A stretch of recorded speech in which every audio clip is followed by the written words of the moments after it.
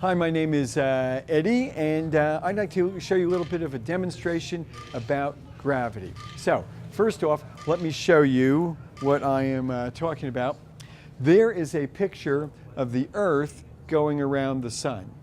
And people have known for a long time that the Earth goes around the sun, but they didn't know why that was. And so what I'm going to try to do right now is create that same image two different ways of a planet going around the sun. What happens up on the screen is the reality. That's what you see in space. What happens over here is sort of like the behind the scenes, like in The Wizard of Oz. This is like behind the curtains. This is not what you would see if you were to look into space. That's the only thing that you see is the motions. So let me show you a couple ways to do that. Here is the first way. First of all, I need a star. Star goes in there. And here was Sir Isaac Newton's way of making a planet go around the star. Ball on a string, swinging round and round. If you look up at the screen, you can see that it looks just like a planet going around a star. And the reason is because I've got this string over here. They're connected. That's what Isaac Newton called gravity. Why did he say that? Because watch what happens if I let go of the string. It sort of flies off into space. So why is it that the Earth does not fly off into space? Why is it that the Earth keeps on going around the sun? According to Isaac Newton, it's because of some connection between the star and the planet, which he called gravity. Problem is, you couldn't see that. There is no really a rope over there. There's nothing that you can like feel or smell or see or anything. So he just imagined that there must be some sort of connection, or else how else could you get that if there were no connection? For hundreds of years, people looked for that connection, couldn't find it. And then Einstein came along. And Einstein said, you know, the only reality is what's up on that screen. The only reality is a planet going around a star. Is there another way that I can get that same image? So this was his mental way of doing it. He said that there's an extra dimension, and you can see it over here, an extra dimension that you don't actually see if you were to look up into space, and that extra dimension is curved.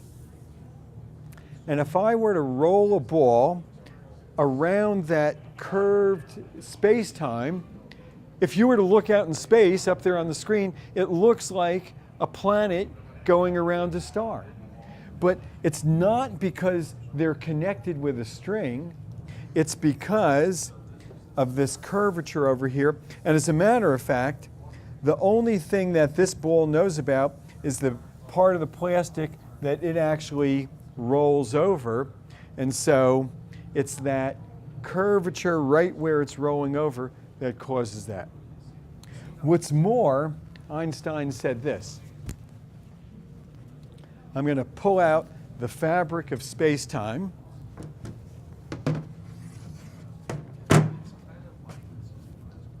And to make it a little bit easier to see, let me put a grid on this fabric of space-time.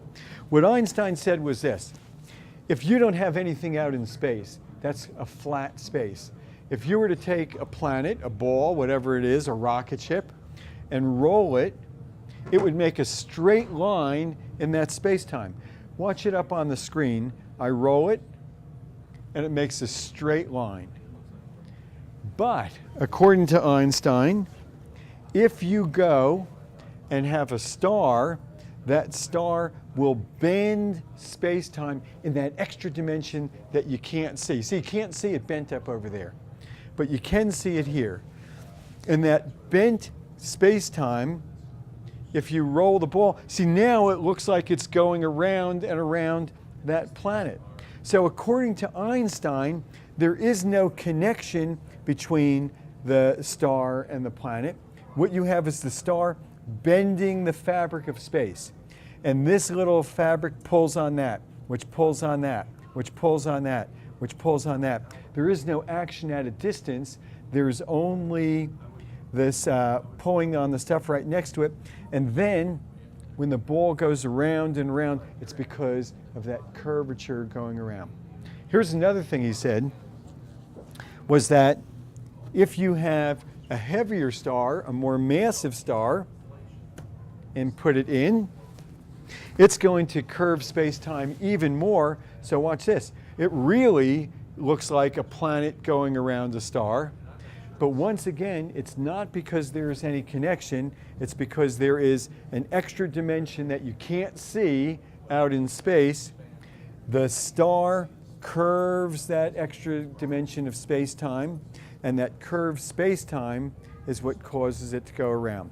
This is Einstein's general theory of relativity, and it is how he explained why planets go around stars. So, the points that you want to get across are, the only reality is what you see up on the screen, and that's what you keep on directing the visitor's attention to.